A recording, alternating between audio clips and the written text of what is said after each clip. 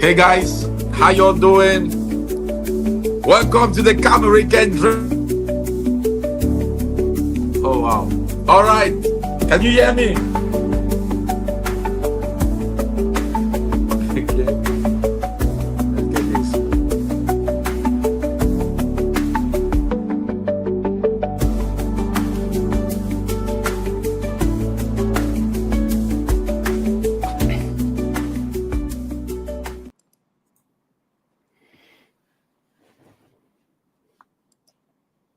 Hey guys, how y'all doing? Good. Can you hear me? I can hear you. Can you hear me too? Yeah, I can hear you well. Awesome, awesome. I'm excited. Yes, sir. Excited to see you. Technology is really good, you know. Few days ago when Douala flesh to physically, Right. seeing each other, and right now we are digital and you are in the other side of the world.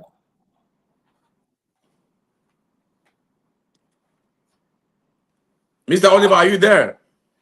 Yep, I am there. Oh, All right. Welcome, Mr. Stanley Fongot. Welcome, Mr. Sean Oliver. Who else is here? I'm not seeing Roy Mama. I'm not seeing Petin Divet. Let me just tell them yeah. we're on Roy right Mama now. is there. She's at the back scene. Yeah. Okay, she can listen to us. All right, awesome. Yeah, I'm here. Guys, in like a minute. All right.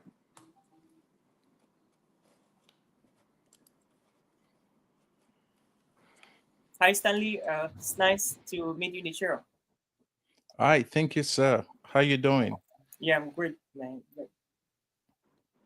So I'm gonna do like some brief introduction because I think I'm the one who is the convener. I'm the convener right here. So I'll start by introducing my co-host, Mr. Sean Oliver, the phenomenal public speaker, the founder and president of the Cameroon Speakers Association, and a man with so many hats who has trained so many speakers across the nation before leaving for the USA.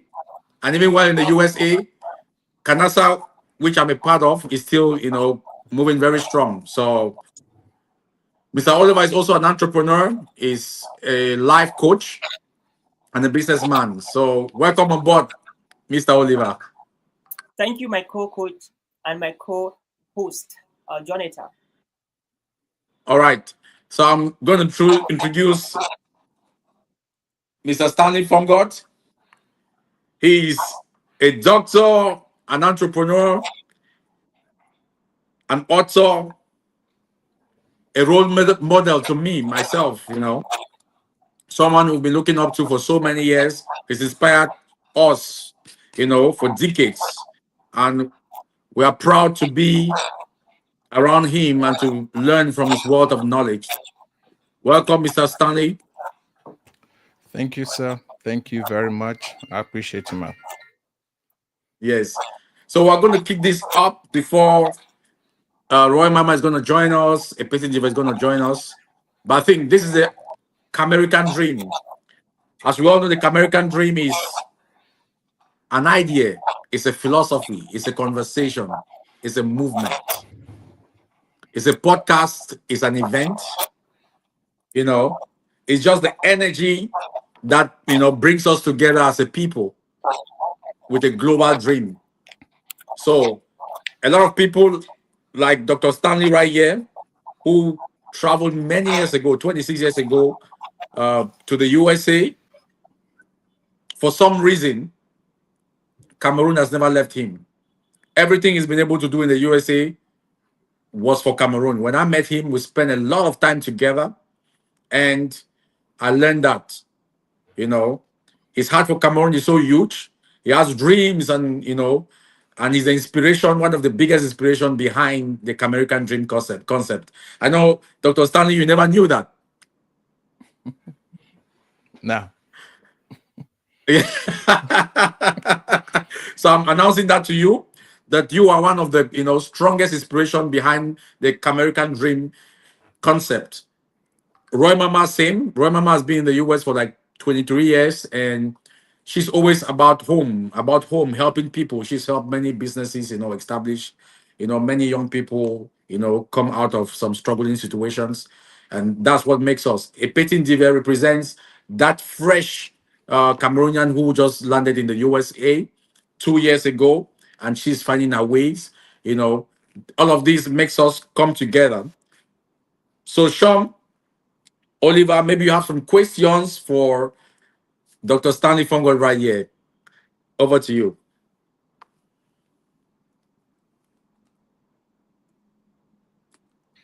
Hi, Dr. Stanley. Heard so much about you. I'm so delighted to be sharing this panel with you. You look so inspiring, even before you sound so inspiring. And when I was watching your conversation with John-Etta a few days ago, I was excited seeing a young Cameroonian, vibrant with dreams and aspirations, going back to Cameroon, to Africa, to touch lives with amazing projects. I listened to your story, how you went through this country. I think that was Turkey. You shared an experience where you had with a driver, the Uber driver, and I listened to that, and that was so inspiring and impressive.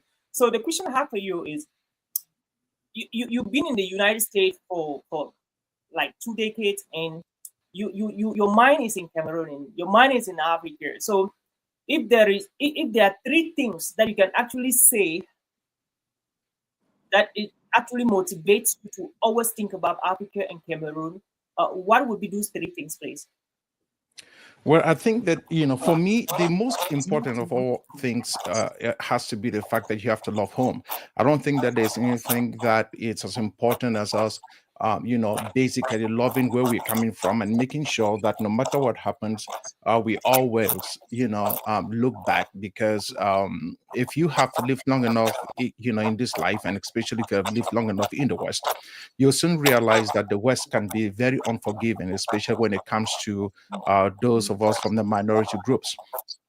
I'm not a race baiter, frankly speaking. I'm quite conservative in my views. But the reality is that every now and then you meet people who basically will ask you questions like, where you're coming from. That alone basically tells you that you're quite foreign to the environment in which you belong to. Secondly, you have family, you have people who you need to reach out to with every single thing else that you have learned, your skill sets, what you have been able to achieve, and everything that you have garnered along the way. You need to be able to dispense that to someone and find ways in which you can inspire the next generation to become better than you are. I've always believed that, the greatest form of success is not what you've achieved, it's whom you've become. And for you to become, you need to be able to learn how to dispense what you have to the next generation, and then inspire that generation to do more than you can ever dream. And that is only possible when you are willing to become small, so that some other people can become bigger than you are. So so far as I'm concerned, coming back home is not a step down, it's actually a step up. To say that you're coming to Cameroon, or you're trying to be able to help bring about some form of economic revival, bring about some kind of a social revival, where you're trying to be able to inspire young people to dream, to believe that what's possible in Cameroon can be possible anywhere else, and what's possible in America can also be possible in Cameroon. And to also understand that the idea of leaving the continent and leaving the country is not always the best.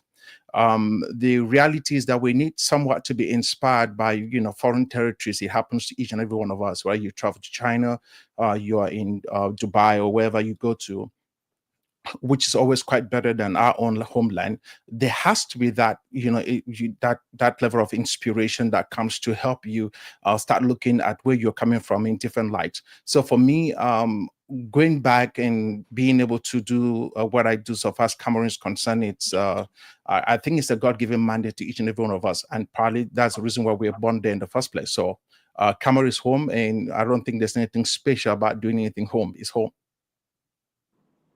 Wow, amazing. Wow. So, Sean, if you permit, I want to welcome I love that. The Yeah. phenomenal Roy Mama, into the building, into this conversation. Please, let's clap for Roy Mama. Hi. Roy Mama, welcome. I understand maybe, you are into your business right now and you just have to, squeeze some little time to join us. So, for the brief introduction, Roy Mama is that one Cameroonian who is an entrepreneur, an author, a humanitarian, and someone who has got so much love for the people back home.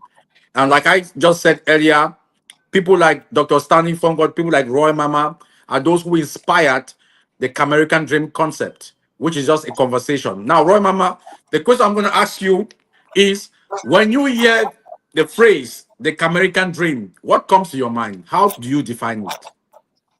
Hi, everybody, and thank you so much for having me. It's an honor.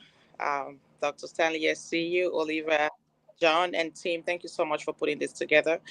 I think it's been long due, and we're happy that better late than never. So so much for doing this. I'm super excited for the little intro that Dr. Stanley just dropped in. And home is home. Trust me, home is home. And I am not a traditional, traditional person when it has to do with culture and all that. But I strive to find my way when it has to do with home. Whether I like it or not, that's where I'm from. No matter how Americanized we can be, home is home. And I believe that is bringing a culture or our self-identity into what diaspora is all about. We cannot let it go. I remember one time we were called to introduce African in America, and the people in America especially try to identify a lot of themselves as Africans. When they see any little events that we try to pull through that has to do with Africa, they identify themselves. But it's rather an irony to know that we as Africans, we're running away from our identity, trying to want to Americanize or colonize somewhere. But a lot of people who are out there who are not even Africans are trying to identify themselves. That is why you see a lot of people trying to do a DNA test to find out their lineage and where they're coming from and stuff like that. So I believe Come America, it's definitely a beginning of a lot of things, of entrepreneurs, a lot of people trying to be able to put themselves together and identify themselves, not lose themselves. Because most of the time when we travel, we lose our identity, we lose ourselves, and we want to incorporate something that doesn't belong to us. But at the end of the day, home is home, and we have to always find our way to go back. You see, the way we raise our kids, especially in America, how I raise my child or my kids, it's totally different from what an American upbringing is. And when anybody walk into my home, they will feel that sense of difference. And even at school, sometimes the teachers will call and say, "Man, you raised a son, you raised a man," and all that. But they don't understand what we have instilled in them. If we bring what we have into their culture, are they ready to be able to accept it and instill what we have into that culture, which is good, And one thing that I know this is definitely going to come or bring forth is us, like I said before, not being able to lose our identity, but to find ourselves and utilize what we have, which is magical, to incorporate the system, to understand that Africa is a new America, and there's no way that we're going to let them re-identify us, but we'll find ourselves and utilize it to make a difference. Awesome. Wow, wow, wow. That was so deep right there. Oliver, do you have a question for Roy Mama? Yeah, of course. I have a question for Roy Mama. And again, Dr. Stanley will also have to give his own answer to this question. Looking at the things in America and back at home, we have young people in Africa, particularly in Cameroon, that they look up to us for inspiration, for wisdom, and that is very important. But again, there are thousands right now in universities, in Iboya, in Bamenda, in Yaoundé, in Douala, in all around the country, and thousands that have graduated from universities as well.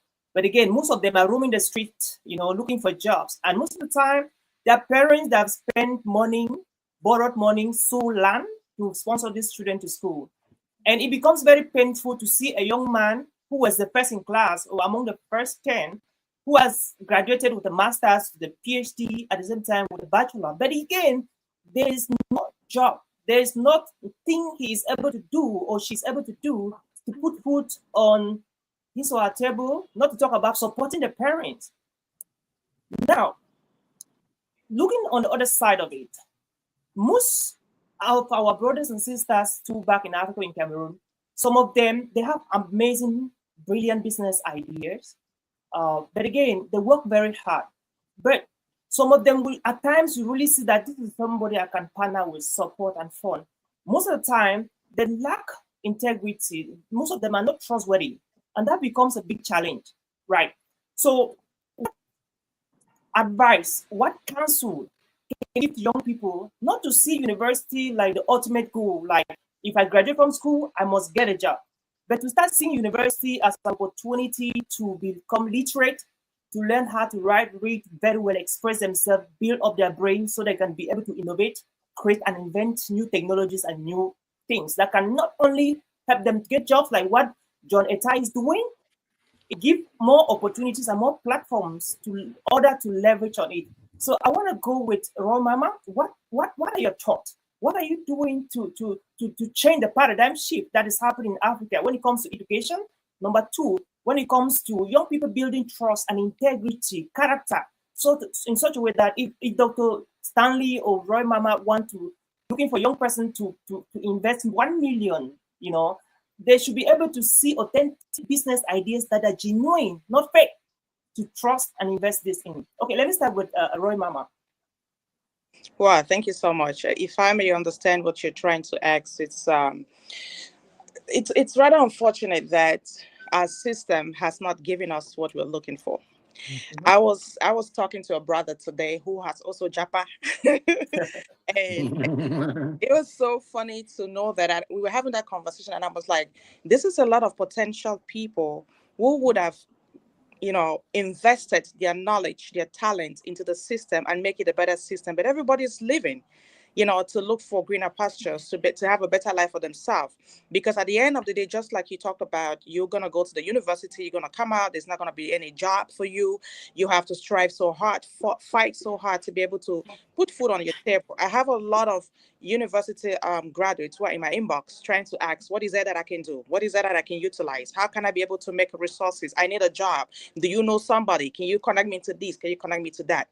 And the beauty about it is that the private sectors have created a system where we can be able to utilize. If you look at the young people who are out there now being hired and stuff like that, there are young people like me and you who have been able to go back home, or who are in Cameroon, who have created a system for themselves and been able to give opportunities to young ones to be able to have a job.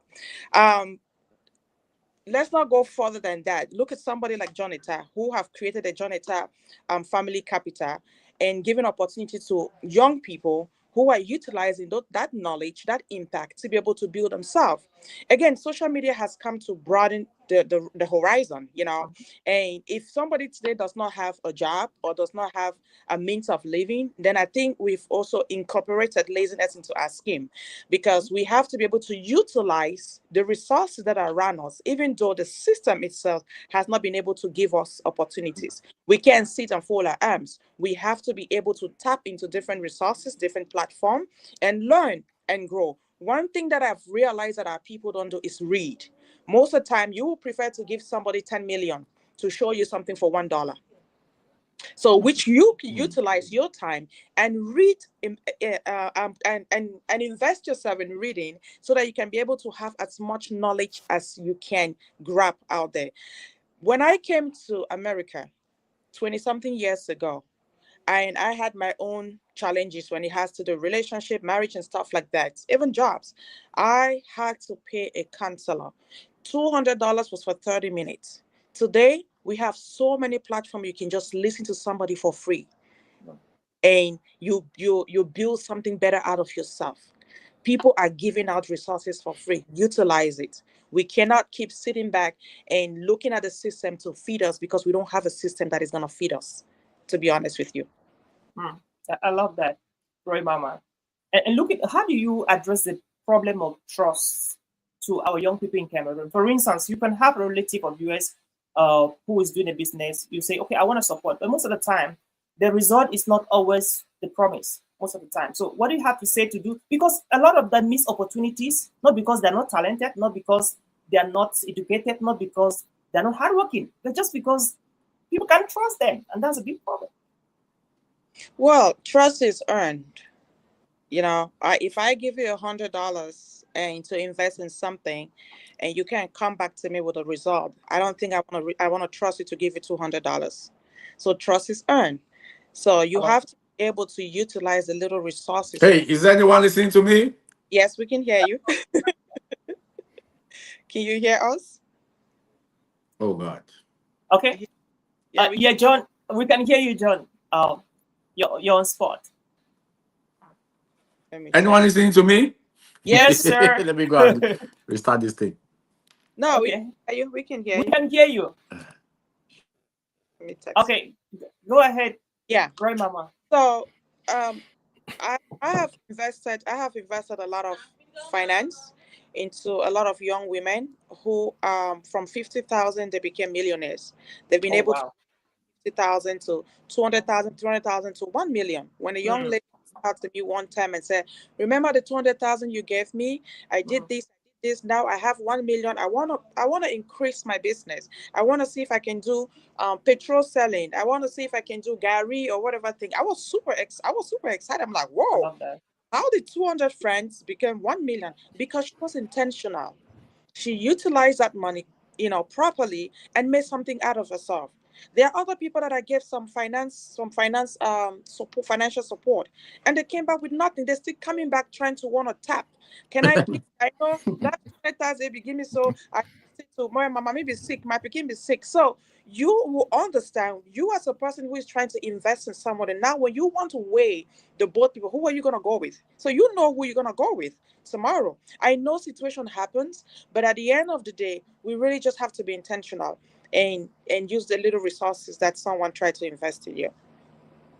You're great. All right, Dr. Stanley, thank you so much, Roy Mama. That was brilliant, and we're coming back to you. Hi, Dr. Stanley. What is your take on these two questions, please? Well, I've been laughing here because of what Roy Mama was. People always have excuses, right? And I think it's Patrick Ben David. If I'm not making a mistake, he says that every single excuse is valid. I think Vosi also says that every single excuse is actually valid. But for me, look, if I look at the guys I was with in school, I can count about 3 or 4 guys that I was with them in opposite, and we all did S2. I was S2, and I think they were S1. So, but I was very interested in further mathematics, so I was part of that group with them. I think there are about 3 of them, and none of those guys is actually financially doing well today. None of them. So the rest of the guys, and those who are actually doing quite well are folks who barely made it through school. You know what I'm saying? I mean, like, they barely made it through school. And so intelligence, for some reason, does not really has a metric so far as wealth creation is concerned. For some strange reason, we need to be able to start appreciating what a lot of people do not pay attention to is actually reading the market. So if you cannot read the market, then you should forget about wealth creation. You can't be talking about wealth creation if you do not have the ability to read the market. And so I think that we need to be able to be in an environment, especially when it comes to young people who have been through school, whatever stuff that you started, tell you the truth, for the only way for you to be able to escape that trap of trying to pursue this thing that you started in school and eventually make some money out of it, for you to escape that trap will be for you to be able to read the market. Look at the market and ask yourself, what is it that the market is demanding? Every single market has a demand. And if you're able to identify that demand, then just become the supplier, be the one that basically comes into the marketplace with whatever the market is looking for. And then you will be able to create some real value, and people will be willing to pay you for the value that you create in the marketplace. I think that that's primarily the only way in which we're able to escape and also get a lot of young people who are anxious, who are desiring, who are willing, who are, basically asking, what can we do? Cameroon is unsustainable in its model as we speak. And the reason for that is primarily because if you look at who is one of our largest employers in the country, it's actually it's the public sector, it's the government, and that is totally not sustainable. So we need to be able to build up the private sector. If you just say, okay, let's create these jobs. And if you know anything about in the government, I don't care whether it's the United States federal government or whichever government you're talking about, they run like churches. They run like non-profit organizations. So if you know anything about non-profit organizations, you know they are known for nothing else but waste. And so since it's not a money-making venture, all right, they cannot stay profitable. What that means is they're going to milk everybody else just so that they can be able to, spend on their fantasies, whatever that fantasy will be. And you have to start asking yourself, who is paying for it? Who is going to pay for all these expenditures? It's not coming from some money venture that they do have. Maybe they're selling petroleum, which is basically always the corporate of natural resources. But the idea is a lot of that money comes from taxation. They tax you at custom duty. They tax you, because you're trying to sell something. And so, but who are they tasking? They're actually, the taxes comes from the private sector, and the private sector is not developing. The private sector is not growing. So we are in this vicious circle where we continue to stifle the growth of the private sector, and then we continue to do one or two things by encouraging the public sector, to grow. But meanwhile, the public sector should not really grow. We should be growing by the private sector so that we can because the private sector actually knows what to do. Believe it or not, they know exactly what to do, so that we can be able to bring a lot of young people into the marketplace and then allow young entrepreneurs, people with great minds, to be able to develop and build a private sector. In that way, we are not just creating offices that means nothing and then getting people to work in offices and big governments that really is going nowhere. So I think that's the thing that we really, really must work on. All right, Dr. Stanley, thank you so much for that. Before we welcome our newest panelist, Dr. EPT Dave, while you reflect on the second part of the question, which was actually how can we continue to inspire young people in Africa, in Cameroon, to develop trust, which is the currency that we all need to succeed. If people cannot trust you, they cannot even like to collaborate with you. They cannot even like to fund your initiative. They cannot even like or even love to associate with you in whatever way. And which is many of our young people in Africa or in Cameroon, they are lacking the aspect of trust. Okay, is what you say you want to do. Which is very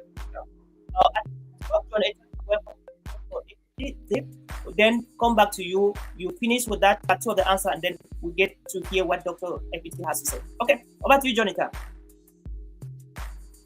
Thank you very much, Mr. Oliver. Thank you very much, Roy Mama. Thank you very much, Dr. Stanley. We want to welcome Miss Epetin Dive. I call her the mastermind. She calls me the mastermind.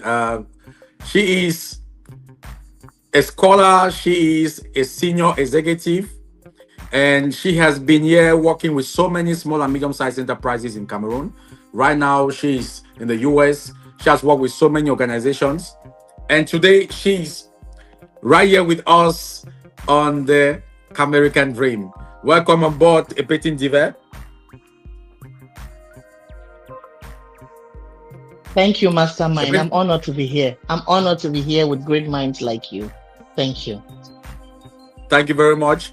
We're here with Shom Oliver, Roy Mama, Dr. Stanley Fongot, and it's a wonderful conversation. This is the first edition of the Camerican Dream. And what a lot of people don't know is that the Camerican Dream is that platform where we come and just talk to each other, have this conversation. We just brainstorm, have ideas, a cross-pollination of energies, because we are one people and we want to optimize our collective human consciousness. So you're welcome on board once again. We have been listening to Roy Mama and Dr. Stanley. It's important we also ask you, an introduction question. What do you make of the fact that many young Cameroonians are aspiring to travel overseas? You have been in the US, I think, like some 2 years now. What can you make of that? What advice will you give to the young person who is dreaming, for the American dream? Because we all must understand that it all started with the American dream. But today, people like Dr. Stanley and Roy Mama have converted the American dream to the Camerican dream. And when I met them, it was so fascinating. It was no longer the American dream, it's now the Camerican dream. They are still in the US, but their heart and soul is in Cameroon. You see, they are interested in buying, real estate, to develop real estate, to invest in the young people. You who is freshly in the US, what advice would you give to a young person aspiring to travel overseas for greener pastures and so on? Good afternoon, good evening, everyone. Thank you for having me on the show. Miss Roy Mama, I had longed to meet you. I heard a lot about you from John-Etta. She said you were spectacular. She told me the day I'll meet you, our energies are going to spark. And I couldn't wait to be on the show. And Mr. Fongot, my God, your reputation precedes your presence. Before I met you, I heard a lot about you. Now, what do I think about Cameroonians going abroad? I would say anytime, anywhere, without fear, without intimidation, without even blinking an eye, that if you got the chance to get out of Cameroon, please do. Like, hurry up.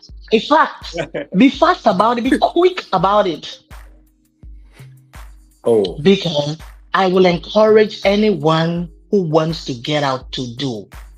Because I have watched how my life has changed and things I have done far better when I left.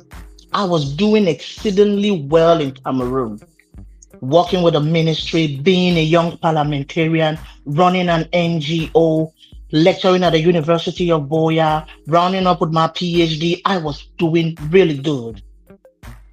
But when I heard, I not tell you I wasn't only just doing good, I was dreaming for the day I'll get out of Cameroon, because I saw the lives of those who were out and how they were able to contribute to make things better for their families, for their friends, and for the community where they come from.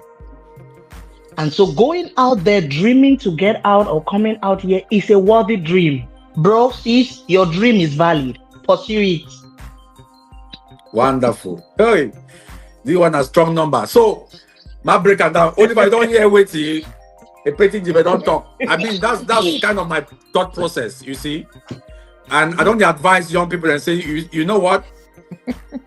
Traveling is the best form of education. If find swimming with 4 bush, you go figure out, a lot of things. If Dr. Stanley, they come back today, him and I, few weeks ago, I think just last week even, we were all over the place, doing some real exploitations, in the potential Cameroon has got. But Dr. Stanley is coming, with so much readiness for a market like Cameroon, you see? Because a lot of people say, oh, I get my money, I want to start do business for Cameroon, this and that. Yes, Africa is a place where business will grow so fast. But you need to be ready with the knowledge, with the expertise, with the capital, and so on. So I did with you, my sister, on that. I'm actually on a mission to help like more than 300 people travel overseas. Now, this is where people like Roy Mama come in. Roy Mama, you don't be bush fly for 20-something years. All right? What will you make of this? What Epeti just said? What's your opinion? Dr. Epeti, it's an honor to meet you. I feel like I'm under anointing. Thank you so much. Listen, when she said that, I laughed so hard because it's just the truth. It's just the honest truth. I wish I could bring every one person with me on this journey. Now, the journey is a little complicated. It might sound so sweet, but it's a little bit complicated. She has a portfolio already created for her. You know what I mean? She has a pathway that has been curved, and it's easy to navigate the system when you have that background. It's very easy. Falling bush is not the problem, but being able to navigate through that system, utilize it properly, that's where the problem is. A lot of people think that by the time you hit the airport, there is a bag of $30,000 that they give you to survive. Now, it's hard work. It's hard work. People like Yeah. Dr. Fonda, they've worked so hard to be where they are today. You know, so it's hard work. You have to put in the work. You have to put in the time. And one of those days when Cameroonians were falling bush, you will hear of people just drinking and partying here and there and all that.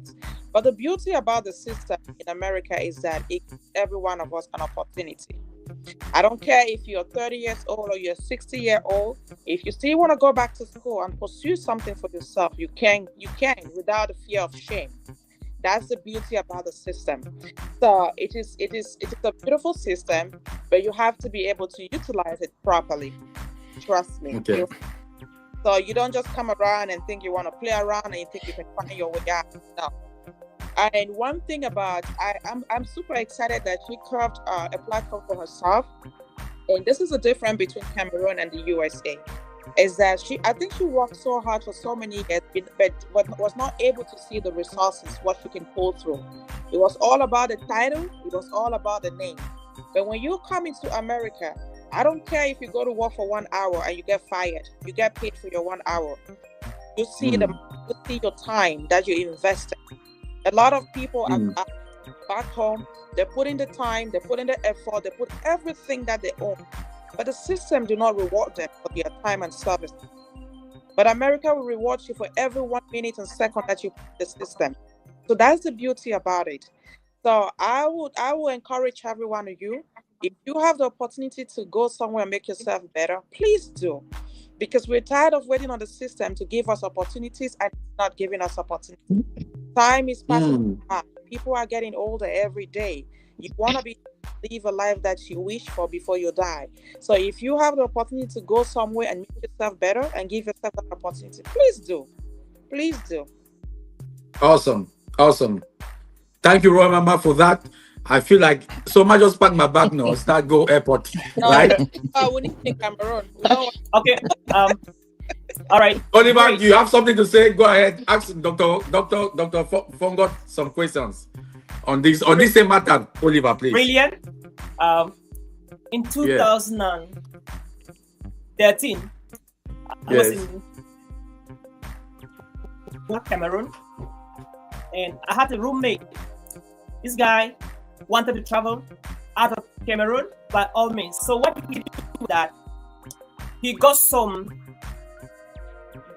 they call that kind of menyando. Some people call it bobulo in French. And he got some water, like 20 liters of water, in his bag, and he bought granite, like 2 bottles of granite.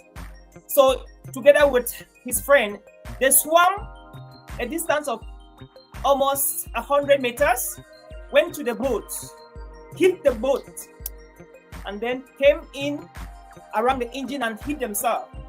And they were going to South America to settle there for good. While they were in Ghana, they almost passed away, and they hit the boat and they rescued them and sent them to jail in Ghana. After a couple of days in jail in Ghana, they actually repatriated them back to Cameroon. They gave them like $2,000 to come, and they came back to Cameroon. Unfortunately, they did not give up. They still want to travel abroad through that same system, and it was painful. Unfortunately, one of them died already, and as I talk right now, the other one is having one leg.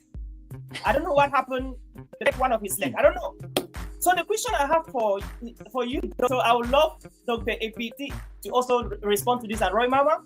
What are the things when some people are hearing about traveling abroad? Some people they will just get into water, hike, you know what I mean? Hike in the plane.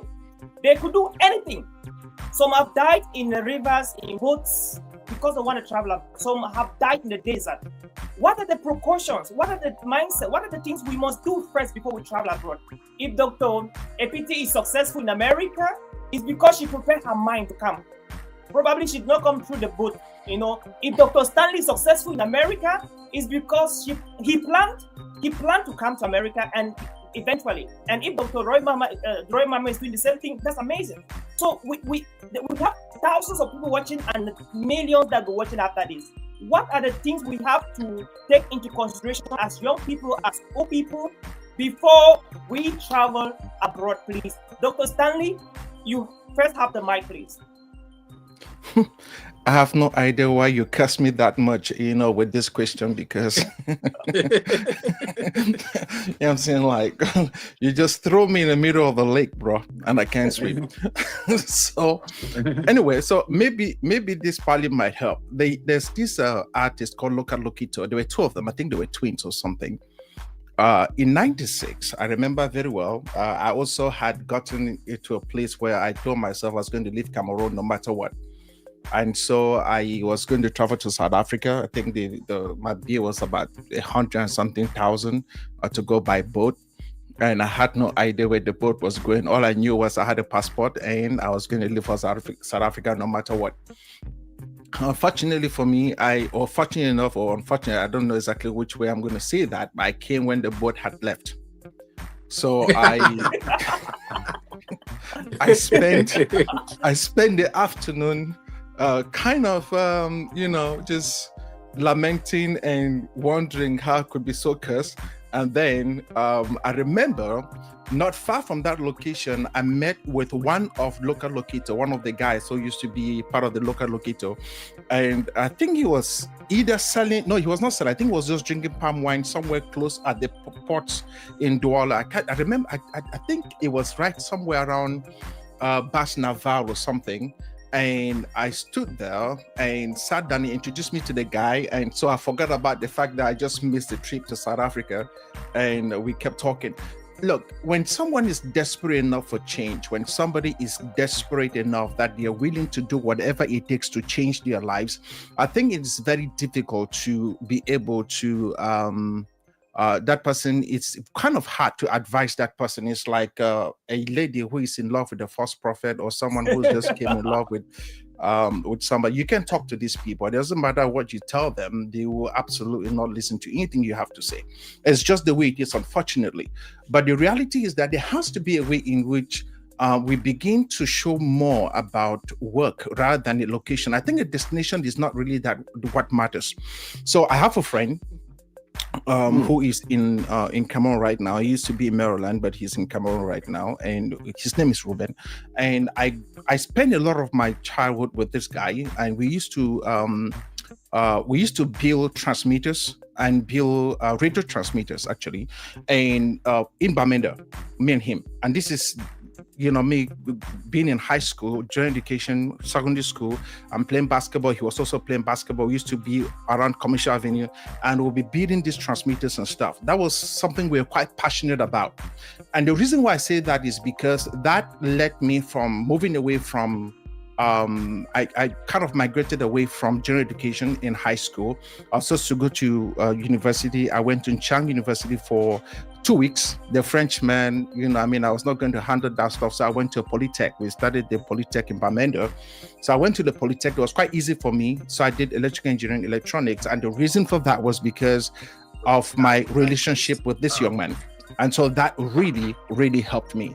And why I say that is because traveling to the US, I soon discovered when I got here that, with being a student, F1 visa, okay, I spent my entire, maybe like 4 or 5 years of my life taking 101 of every single subject I could in every community college, around Maryland. There's no school in Maryland I probably did not attend. I attended every school I could find because it was a matter of paying the $25, and then, basically promising them that you're going to show up with your official transcript, and also you're going to show up with your money. And then at the end of the semester, when they ask you where's your money, you said, give me unofficial, let me meet my sponsor. They do, you move to the next school and repeat the process. So you're never paying nothing. I had to do that just so that I could maintain my F1 status. But in the middle of that, you can work. And so the only thing I now, discover was my tech mind and my abilities, my Polytech life basically kicked in. So I could I was not doing this yard sale thing where I'll go and buy things and then kind of fix them and then sell them on Saturday on yard sale. I was making money like that. So there has to be a way in which you actually have some kind of a skill set. I think if you're trying to leave the country, you probably need to learn something, man. Have something, learn something. I don't know if you're a lady, you probably might do hair. I'm sure Roy Mama probably might be able to attest to this. If you can do hair, learn to do hair. Whatever stuff you can do, have some real level of gift or gifting so far as your hands are concerned, rather than just this utopia that you're trying to live and then you're trying to, I'll leave and then come to America. Believe me or not, if you really come to this nation and you're not careful, you probably will be homeless. I have been homeless too. So I know exactly what it means. Those early days you have, absolutely nowhere to go. All right. So, and you're in school and you probably, God helps you, you have a car and you don't have anywhere to stay. You probably just live in your car and then take a shower at the school gym and then, put a nice perfume, walk around looking like a king, but only you knows exactly what the hell is going on. So I guess you really have to do whatever it takes to make sure that you can, you have some skill set so that by the time you get here, you're able to do what you need to do. I am a big time believer, sincerely speaking, that if you can travel. But again, my thing is, I'm not so much looking as to how much money you can make. I'm thinking as to what are your skill sets and how you can be able to develop yourself into a place that your utility is not just locked up in the West, but that your utility is also, usable so far as the continent is concerned. For me, that's what really matters. And I'm sure that anyone who is basically thinking about coming back home, has that also in mind. So for me, that's my take on that. Okay, I love that. Yeah, that was brilliant. Okay, Roy Mama, then we'll get to Dr. APT Dave. Okay, Roy Mama, over to you. Yeah, he just said it all. And the thing about it is that, trust me, somebody listening to you right now and being like, you call him, maybe you don't want to go to, there's nothing there. Trust me, we just still come with or without the skill and stuff like that. But what he has said is very important. You have to educate yourself, especially to what country you're going to. There are a lot of people that just want to travel. They don't even know where they're going. They know nothing about the country they are going to, and they get themselves frustrated. To be honest with you, I have a couple of people that have reached out. I want to travel. I have 1 million. I beg, if I come, give me 2 million. I compete and do this and that. I need money for buy flights. And by the time I get, it doesn't work that way. It doesn't. Yeah. If you're traveling to a foreign land, you have to at least have resources for 6 months to sustain yourself. With or without someone helping you out, with or without someone trying to house you or something like that, you have to have at least financial resources with you where you can be able to sustain at least 6 months before thinking of left or right. And just like you talked about, you have to at least learn a craft. It is very important. I wish I learned something before coming. Trust me. Maybe I would have been frying some puff somewhere or doing some fish roll.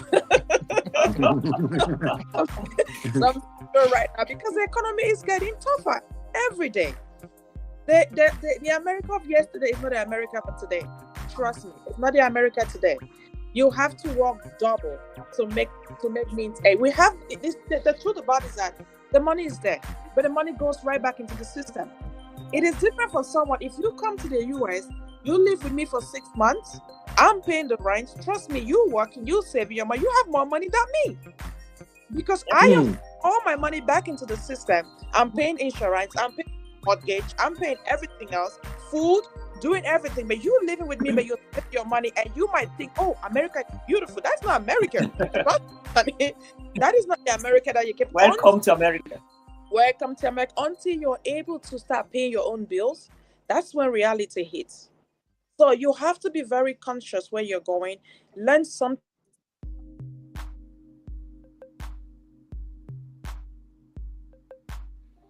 All right.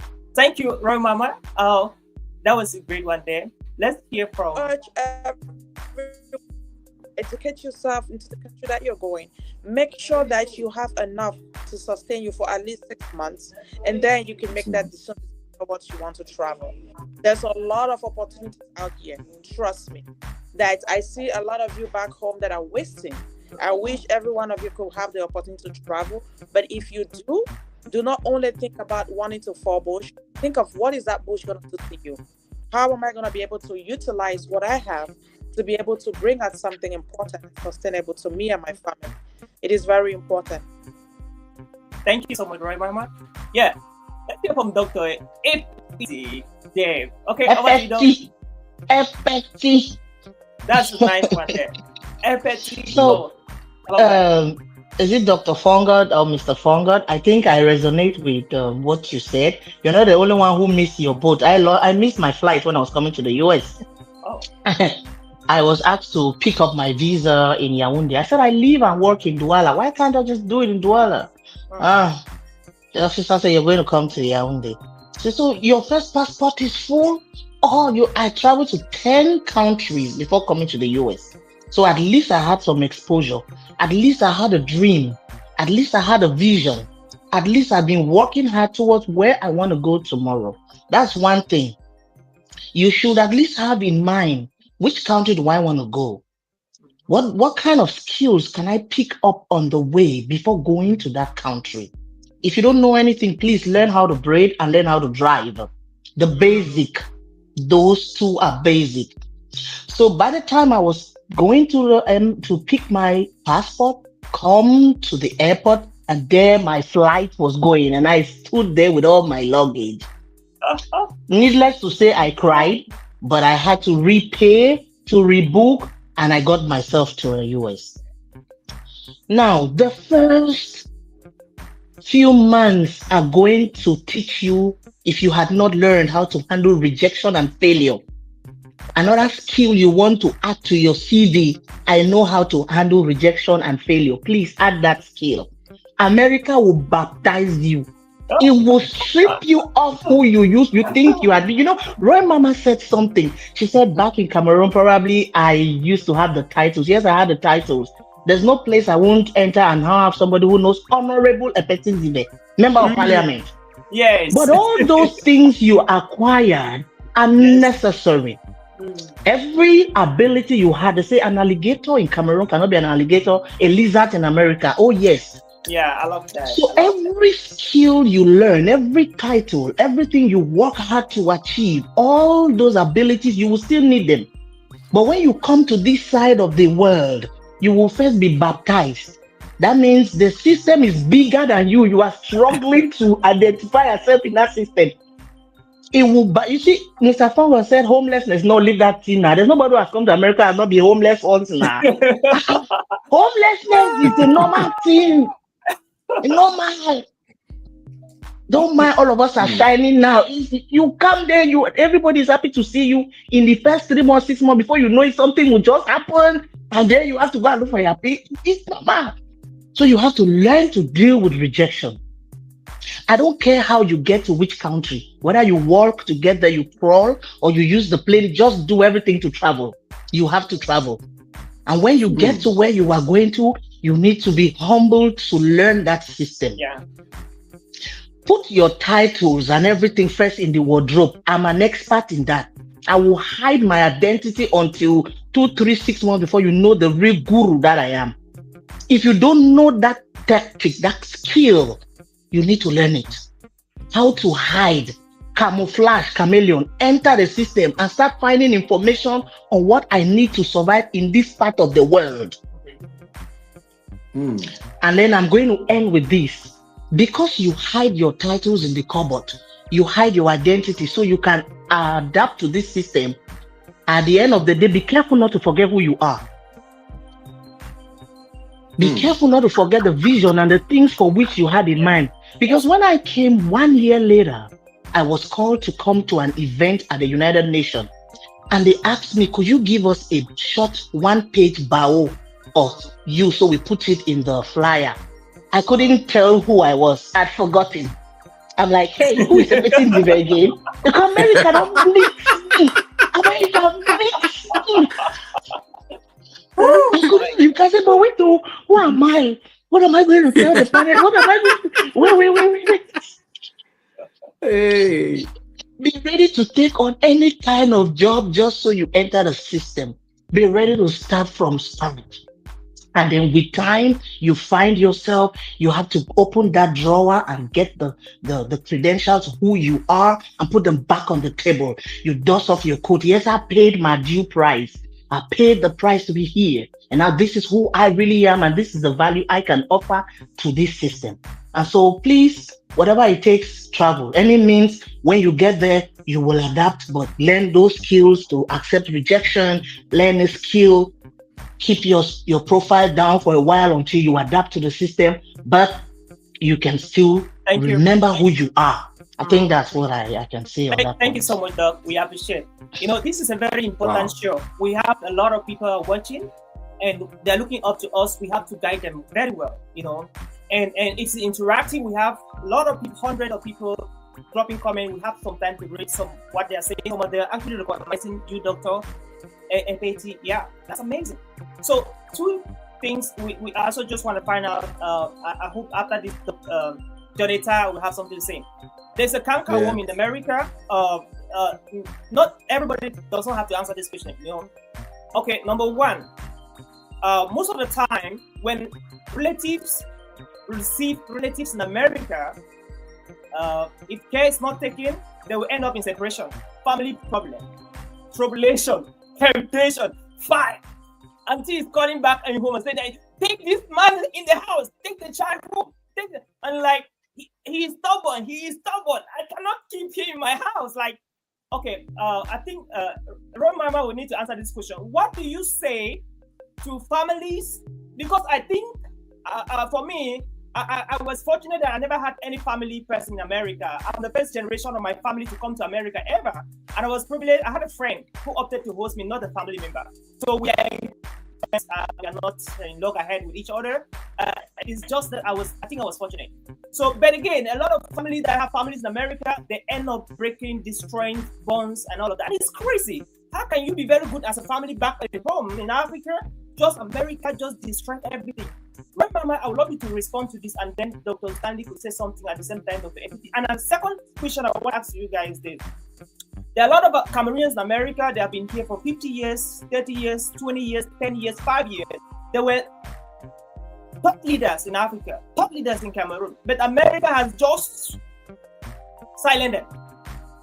And the young people that they were looking up to them, they are crying in tears, in pain. But again, they are just busy. I don't know what Dr. Epite said.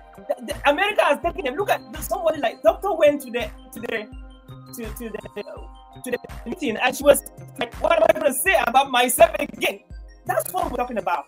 There are a lot of people like her in America. They were best journalists in Cameroon, best entrepreneurs in Cameroon, best medical doctors in Cameroon, best teachers in Cameroon, best leaders and lawyers in Cameroon. But America has squandered the dreams. And it is not to the detriment of America, to the detriment of the people back home who are looking up to you as role models, as mentors, as coaches, as confidants. So that's the second question. I would love the person that wants to go first should just go. I don't just want to call names here. Okay, maybe Rama might want to start. Rama should start. Let me say something. I'm leaving a little bit.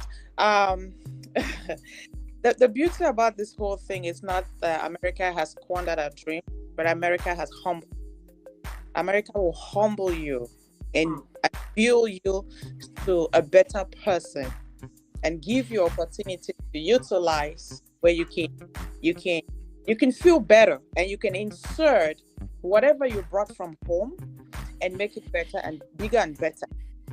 I'm going to talk about 2 relationships. I'm happy that you asked the question about relationships, and I'll talk about 2 relationships, which this canker worm has been eating out in our system. The first one I'm going to talk about is the close family, the brother-sister relationship and stuff like that. When people come into the US, they fail to understand that there is a system that binds whoever is in the system. And when you move into this system, your sister goes to work or your brother goes to work. The least you can do at that time is to assist. Most of the time, when people move from home and they come, they already find themselves, someone has already built a life for themselves. And what they come into, they think they want to come live La Vida Loca lifestyle. But they fail to understand that this person goes to work, there are bills to be paid. And the least you can do, maybe wake up in the morning, what are you gonna eat? How can I make you breakfast? Just to add your own 1% of support into what the family is doing. What they fail to understand that we don't owe nobody anything, and they don't owe us anything. You can still come to the US and go rent a place and stay. If you think you can afford that, you can definitely do that. But you decided to come into the family home because, you believe it's family and you want to also support your sister or your brother become better. So most of the time when they come in, because they don't have patience and because they don't understand how the system works, they think people are taking advantage of them. Oh, they don't leave me for house, my babysit picking. Oh, why is it I'm the one washing dishes? Oh, why am I the one taking out trash? Oh, yeah, listen, newsflash, we all did it and we're still doing it.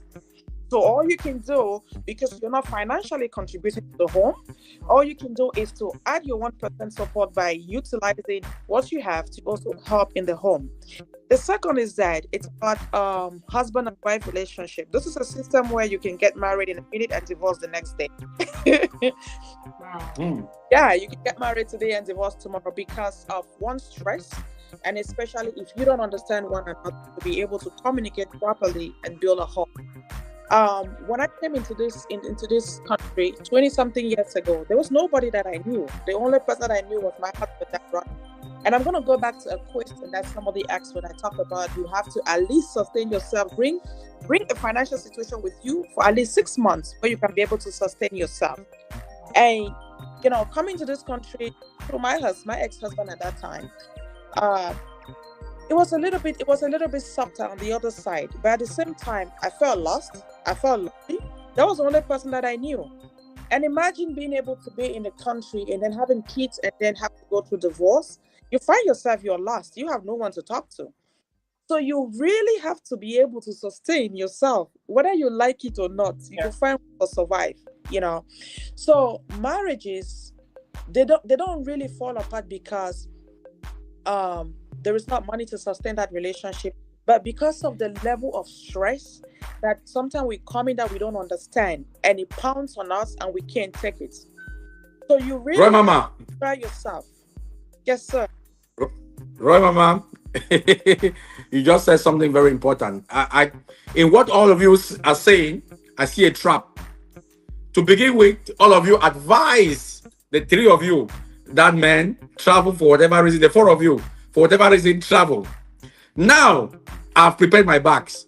You guys are now in this same conversation telling me that you're scaring me. I'm not coming again, man. I'm not coming again. I need to come again with America. No way. You say you're no way. John, listen, if you say you're not coming, you're not ready to support. That's what I'm saying. If you say you're not coming, means you're not ready to support. The only thing that we need is just that emotional support. When you come in let me tell you, it takes a whole lot for somebody to house you at this time in America. Let me tell you. Yeah. Somebody is keeping you in their house for free. You could go down and say hallelujah. But a lot of people take advantage. For how long? Here's my question. Normally in our African culture, when you live in somebody's house, you have to take care of the chores and assist. It's normal for us. But why is it that when they get to the US, it becomes a problem? Right here is not so much of a problem. Is it that when they start seeing the money, the opportunities there, their heads get big so fast? I don't understand. It's because people see themselves different than what they are. Okay, I remember aunt who came there was an aunt who came one time. They came on vacation. She came with her husband and the kids, stuff like that. And he's a big man in Cameroon. Okay. So we went out to the park and stuff like that, and he had a bag of snacks for the kids. And while we were walking at the park, he gave that bag of snacks to the husband and said, you know what? Husband, he said, you know what? Can you just help me hold this bag? It's for the kids. And this man got mad. He got so mad. This man got so mad, and he took the bag and he dumped it in the trash while we were walking on the highway. And he was so mad, and he abused this lady. And when we got back home, the lady started shivering, and I was like, "Is this how your husband treats you? Like, this is America. Men hold bags. Men take trash out. Men do dishes." Men sweep the house. Men cook. So if this is what Cameroon system trained or term, then I don't think this is a system for you guys.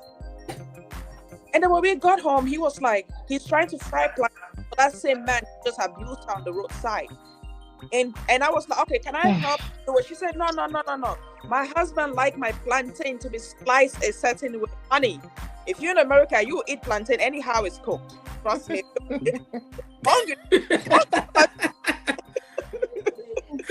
Hungry, nobody. Anyhow it's cooked.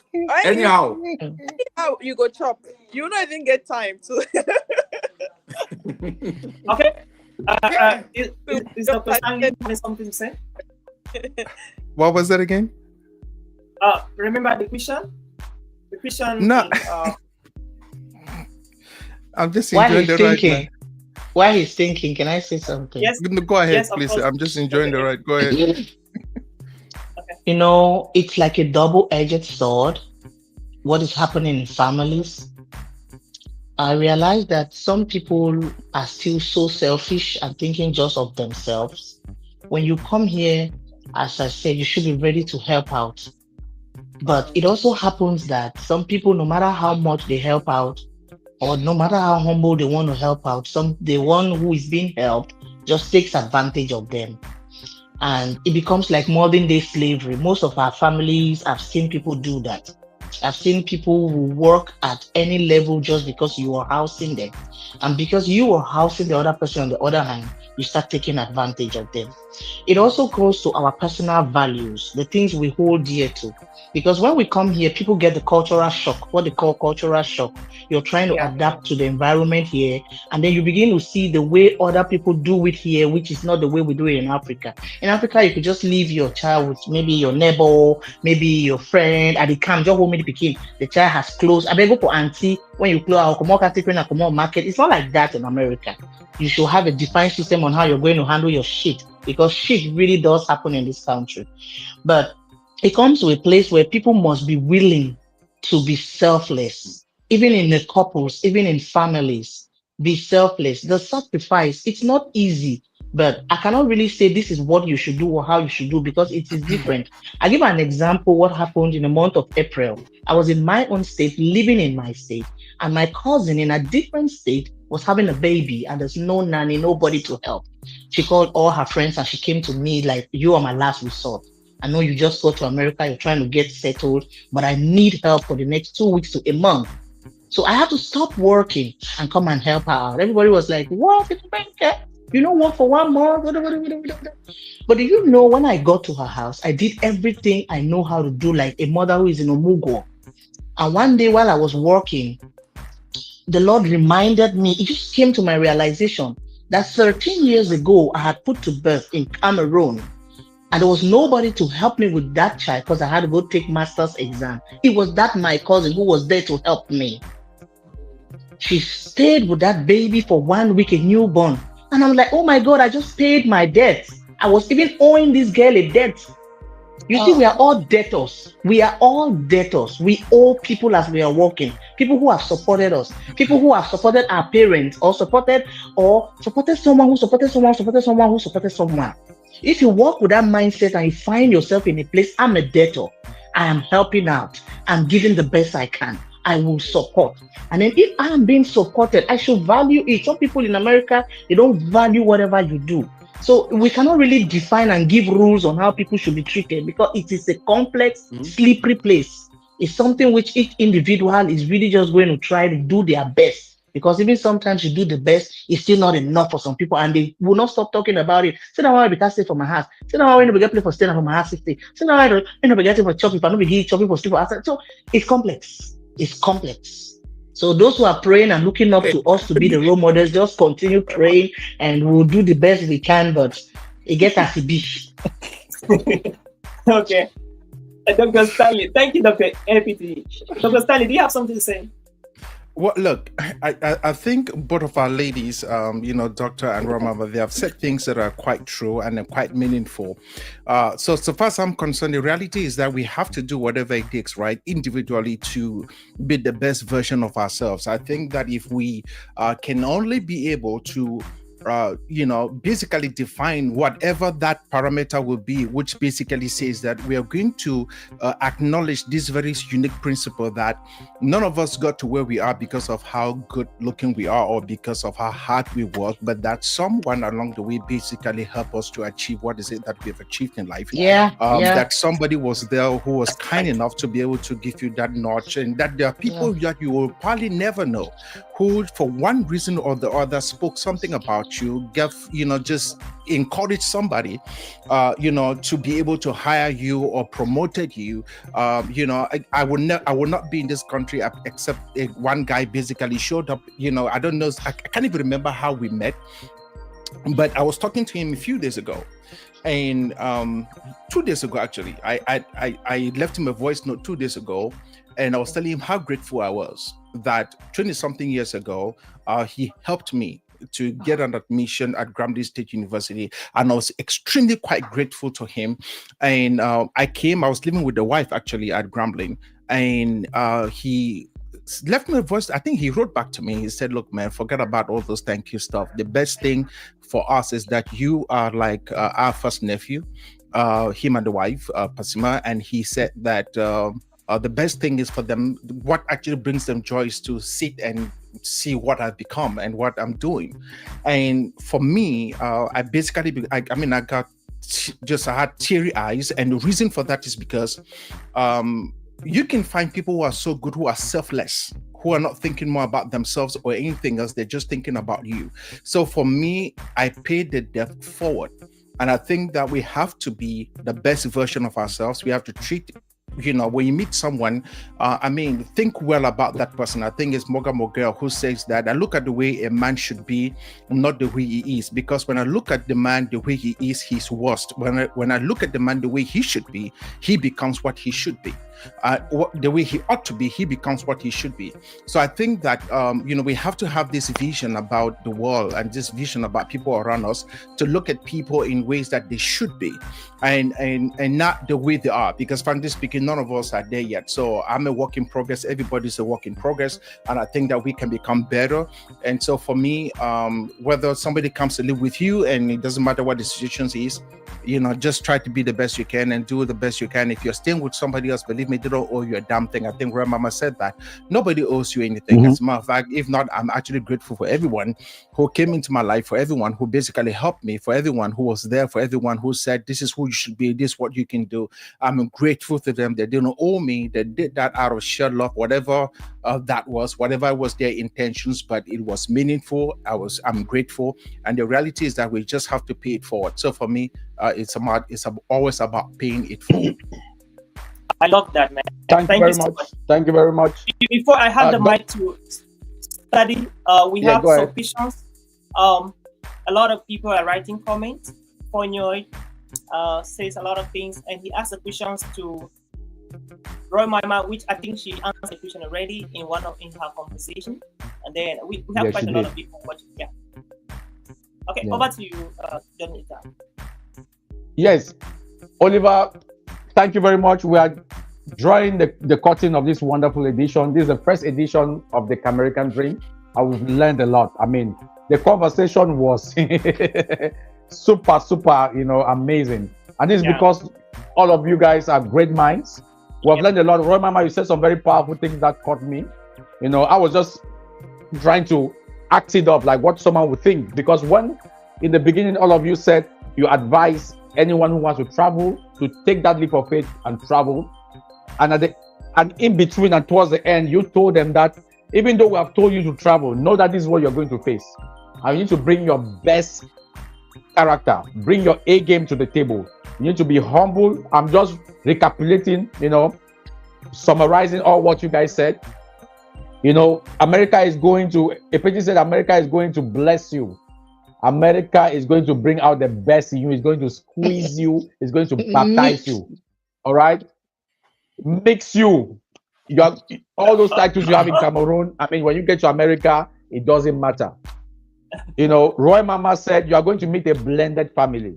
She has a book titled The Blended Family. And while she was talking, I was just seeing the blended family all over. And she is saying that you have got to humble yourself and serve. be of value. For someone to give you shelter is not biscuits. Yeah. Dr. Stanley said he was homeless, which means even that person to give you shelter at that point was not there. It was, it was luxury that he could not afford. These are the stories, these are real life stories. It's not something that someone told you or something you read somewhere. They are telling us real life stories, and I want to thank you so much, for amidst your busy schedule, you find out time to come have this conversation. Now, this is why we brought the Camerican Dream, conversation. It's because we want to build our community. We want to mobilize our community. I want to make sure that Oliver gets to know Epetin Diver, Roy Mama gets to know Dr. Stanley Fongot, and the next edition is even going to be, about this same energy. So we are going to invite you guys again. Please accept when we invite you guys again, maybe in a month's time, so that we have this conversation. Let's keep building this. So let's go one more round for everyone. Oliver, please take one more round for everyone, so that I just say the last word and goodbye for the day. Thank you very much. Okay, great. Everybody, it's a very, very heated conversation, and I really appreciate that. So, what is one thing you're missing back at home? Maybe food, places you used to go to, friends you used to have, and what is your parting words for our audience on Facebook, YouTube, and watching from around the world, not only from Cameroon, but all around the world? One thing you are missing at home, Dr. Stanley just came back. Is that one thing you're missing, that experience you're missing? And then, what is your parting words for those who are watching, the words of hope or inspiration you have for the people watching us? Let's start with Roy Mama. Oh, okay. Go ahead, Roy Mama. Oh, me. Thank you. Thank you so much. It has been an amazing conversation, and thank you, John and Tim, for this amazing platform that you've created, and hopefully other people will come up and maybe share the experience in the next future, stuff like that, and we all can be able to learn from one another. It's been a pleasure meeting Dr. Fonja and Oliver. Thank you guys so much. I can't wait to have this conversation again. One thing I want to say is that a lot of us are put today because America gave us opportunity. And my prayer is that Cameroon could be better, so we all can be able to go home and utilize what we've learned from this system and build especially for those who are able or have the opportunity to travel. So they have from platforms like this, for some of us who have been able to have the opportunity to be out there to learn and see what this whole dream is all about. So hopefully in the future, we'll definitely be able to build something better and be able to take this opportunity back home. For what I miss back home, it's Nyamangoro. Okay. Nyama. Okay. Okay. Florida have the luxury of all the African dishes, and if you definitely want to eat something from home, you have to cook it yourself. But if you're in Maryland and maybe Dallas or so, Texas or so, you have restaurants that you definitely just jump in and maybe eat something like that. But we don't have that luxury, so we have to cook our own food. So I barely have African food at home. I'm tired of eating all the wraps and stuff. I really want to eat something. So I'll be traveling to Washington on Friday to support International Comedy Night, which is coming up. My goal is to see the entertainment industry grow and to a better height, and hopefully we can also add little value to what they are doing at this point. See how the industry can go to be a better place. So thank you guys so much again. Wow. That's a great one there. Thank you very much. Roy Mama always supporting initiatives. Man. Thanks very much for what you do. Great legacy. Okay, Dr. Stanley, one go. Roy Mama, 2 days ago, I actually had on my status on WhatsApp that any conspiracy to have Nyamangoro in my area would not work. Now I'm hearing that stuff, Then a friend of mine was like, "What do you want? You want Mungwen in your area?" I said, that probably might work. I don't know, but we probably might try that. Anyway, I'm so grateful. Thank you guys for having me as part of this conversation. And I think that if I was going to have any words, especially to those who will be watching this who are online, who are actually in America, I want us to think about this. If you look at the volume of remittance money that is sent from the US to Cameroon, that's about 786 million US dollars. If you look at the funding capital for small to medium-sized enterprises and those who are basically starting in Cameroon, we don't really have that number, but we look at it, we can extrapolate from probably about that's about maybe 6 to 6.5 to 6.7 billion CFA, which probably comes up to about maybe give and take maybe 1.1, 1.2 billion US dollars. The reason why I say that is because the remittance block from America is large enough for us to be able to actually have a funding pool within the country that will be able to help small to medium-sized enterprises have the funding they need to scale for research and development, so that they can become the companies that they're supposed to be, and also help about the unemployment issues that we have so far as Cameroon is concerned. I believe sincerely that the 786 million US dollars that we do send out annually, for issues like hospital bills, school fees, and God knows what in between. These are just money people are spending. But if you can actually put that amount of money towards something, as a business, maybe a fund that can be able to sustain and build and help small to medium-sized enterprises grow, that will really become meaningful. So I will probably suggest that to those who are in the diaspora, especially those who are watching this from America, there's a lot that we can do, and there's a lot that we should do. And this will go a long way, maybe for our setting hospitals, building schools that are meaningful, so that the young people who actually come out of the school can have the skill sets that is needed to basically address the market. If that was going to be, if that stands true, I think that we'll be doing more than just, saying that we're doing more than just saying we are sending money back home, but we'll be sending money back home that will help develop the community, that will help develop the small to medium-sized enterprises, will help develop those who actually have startups, but there's no funding, and people who actually are doing something, but they're trying to scale. We can actually be able to help them scale. And I think that that's fundamentally what the John-Etta Family Fund is all about. So for that, I think that we have a lot to do, and I'm quite grateful for this platform, and I hope that we can be able to achieve that through this as well. Thank you. What is one thing that you miss home? Wow. Thank you very much. What was that again? What's the one thing that you miss from Cameroon, Oh, man, look, I love kati kati for real.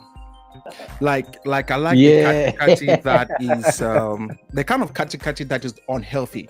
Okay, so I like the one that has the red oil. I mean, like fully present and totally fried. I mean, like just totally messed up. I mean, I'm sure if my nutritionist was going to look at that stuff, they'd probably get angry, but it's okay.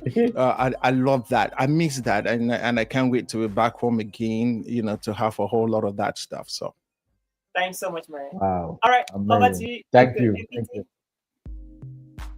Thank you very much, Star Daddy, Mr. John-Etta, for hosting me on the show.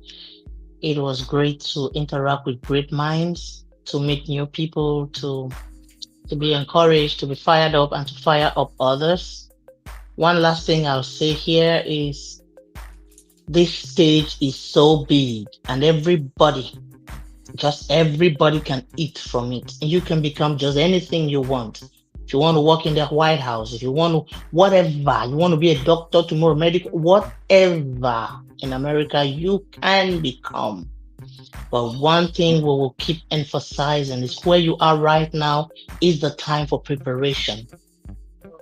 Wow. When opportunity meets preparedness, we say people are lucky. No, it just makes you prepared. Start preparing. Yeah. You have the vision to go abroad, start preparing. Learn basic computer skills. Learn how to drive. Learn a skill. Just get ready. Get ready. Start preparing yourself. And have it in mind that whatever you want to become, I tell you, out of Africa, out of where you are, you can become it. And so We are not yet there yet. Mr. Fongod rightly said it. We're still work in progress. We're still aspiring. We're still dreaming. We're still working our ass out. I mean, we're still working. And one thing, hear what you're going to have, French man say, embarras de choix. Tu auras embarras de choix. It's like you are, sometimes my prayer point is not, Lord, give me this. It's what should I choose? So many opportunities. Wow. So just Wow. get yourself ready. Be ready. Be ready. When you come here, you get every information you can. And I tell you, the sky is broad enough for everyone to fly. One thing I miss from home, I miss church. In America, bro, if you like God, just hold that God from where you are coming from. Because yeah, sometimes I even need one more, you never even go church. You just follow the dollar. If you don't know, this one that in Africa, a prophet, you call the prophet if you want to buy oil, buy this, buy handkerchief. Here, you serve God oil. In fact, just hold God. And That's funny. I say it jokingly, but there's an aspect of you holding on to a higher power when you come here. You have a lot to choose from, but you need God to scale through. You need to hold him. You need to know him for yourself. Because for all kind of religion, all kind thing they poison self, all thing. So hold it down there before you come here and mix poison ivy into what you have. I wish I could say more. I have a lot more to say. I won't hesitate to be on the next panel, but above all, I have also been fired up listening to you all. Thank you for the opportunity. All right. Wow. Thank you so much, Wow. everybody. I just want to say hi, Thank shout you. out to Dr. Joy Bird watching online, Irina Sanji from Canada watching, Kaimbi, Patience watching from Dallas, Texas, Randy, I've seen Ojong, I've seen Pai, Raisa, I'm seeing Fonyoy, I'm seeing Shella, amazing people watching from different parts of the world. Thank you for watching Yeah. and stay tuned for the next episode. Oliver, let me just say shout out. Oliver, I want to say shout out to the JFC soldiers watching. Many of them are right here. Colonel Mili and Colonel Raisa Bekamba, Colonel, Captain Yvonne, Captain Lois. Many of them are watching. Guys, I want to say thank you so much. It doesn't get bigger than this. Like this first edition, I had to go bring the creme de la creme, the who is who. Yeah. In the Camerican community, I had to go bring the giants. Stanley Fongo, the man, the myth, the legend.